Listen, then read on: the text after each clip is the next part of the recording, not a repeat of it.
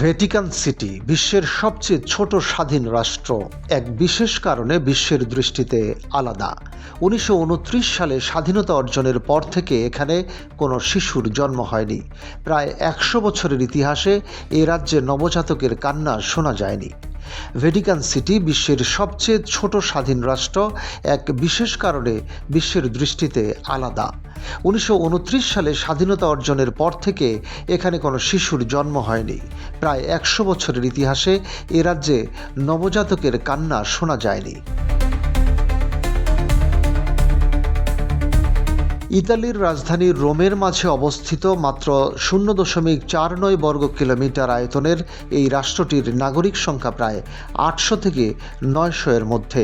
তবে এই সংখ্যা জন্ম বা মৃত্যুর কারণে পরিবর্তিত হয় না, বরং নতুন দায়িত্বপ্রাপ্ত ব্যক্তিদের নিয়োগের উপর নির্ভর করে ওঠানামা করে। বিশেষ কারণ হলো এখানে স্থায়ী নাগরিকত্ব নেই। ভ্যাটিকানের অধিকাংশ বাসিন্দা ক্যাথলিক চার্চের ধর্মযাজক, যাদের পরিবার বা সন্তান নেই। প্রসবের জন্য এখানে কোনো হাসপাতাল বা স্বাস্থ্যসেবা কেন্দ্র নেই, তাই গর্ভবতী কেউ থাকলে বা সন্তান জন্ম হলে সেটি ভ্যাটিকানের বাইরে, মূলত রোমে হয়। জনসংখ্যা বৃদ্ধি বা জন্মহার শূন্য হলেও ভ্যাটিকান সিটি ধর্ম, রাজনীতি ও ইতিহাসে গুরুত্বপূর্ণ ভূমিকা পালন করে যাচ্ছে।